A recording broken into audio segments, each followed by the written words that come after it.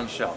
I'm a professor in the Information Technology Department. I taught a course called Innovation and Invention. Our cameraman, Matt Kristen, was one of the students in that class, and together we built this robotic mobile sculpture, which our camera will now show you.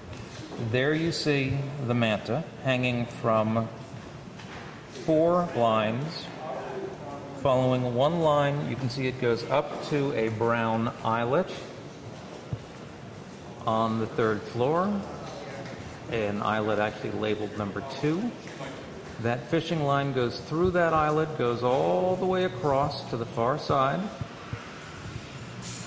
comes back through another pulley right there, goes straight across the atrium to motor number 2. Motor number 2. There is a take-up reel on motor number 2. And the line actually wraps around that wheel. There it is. Goes straight down to another eyelet. And that eyelet then goes out to one more eyelet, which happens to be on this cross beam here, cross line,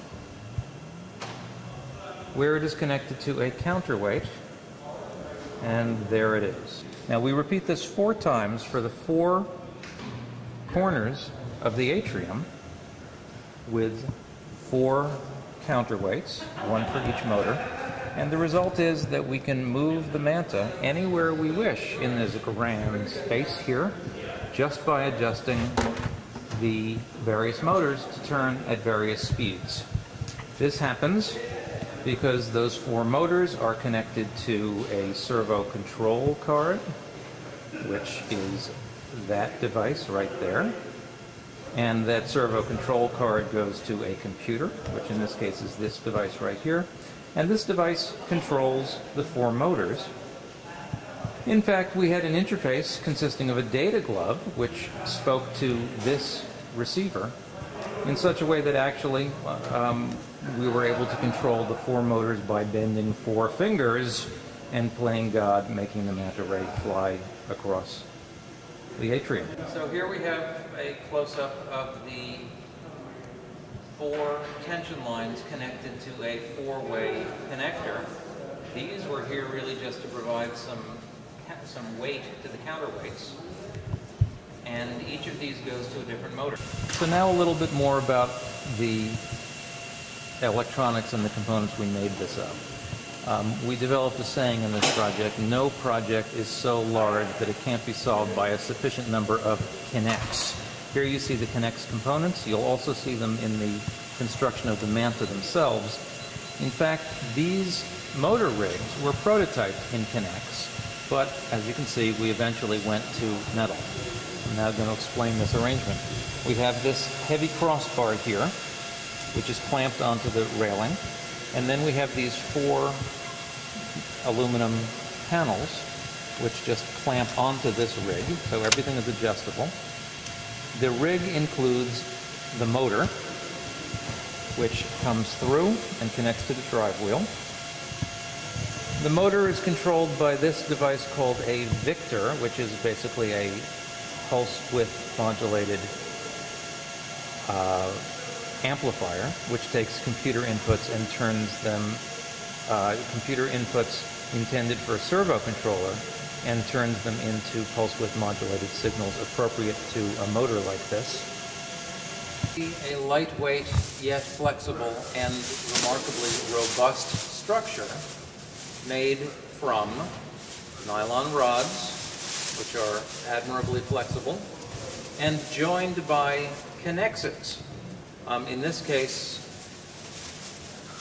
you see the pulley system that we were using to slide this guy down the track.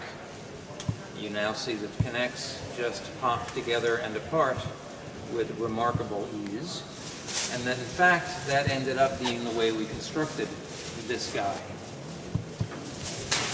Here's a wingtip, and you can see that we have these nylon rods that we hot glued little connectors onto, snapped them into these triangle pieces, and then, in a triumph of pragmatism, slopped a little hot glue on the joints so the thing wouldn't pop apart when the thing was yanked through the air. And the result is quite light and quite robust. Our alternative to hot glue here were these discs clamped down like Oreo cookies with these nylon bolts, which again just serve to keep these connectors from popping out even when the thing gets quite a bit of mistreatment. The tension is just a product of the angles of the various connections.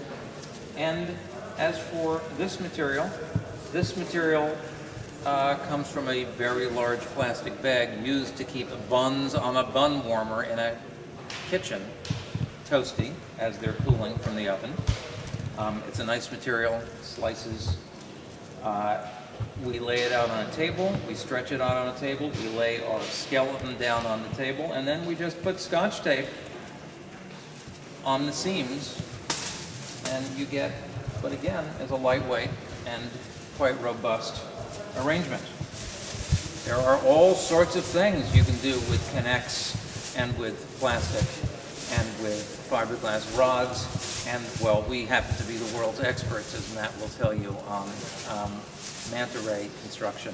I think there are all sorts of other interesting possibilities, including perhaps a pterodactyl built out of K'NEX for the Rochester Science Museum. We also have a manta with a skin of stretched fabric, and our man Matthew is about to reel in the manta just so you can see that it actually has some promising aerodynamic characteristics. So Matt is winding this guy up in order to just show that it glides quite happily. What we have here, a little hard to see, is there are two pulleys, and this becomes basically a zip line, and Matt is now going to let it go.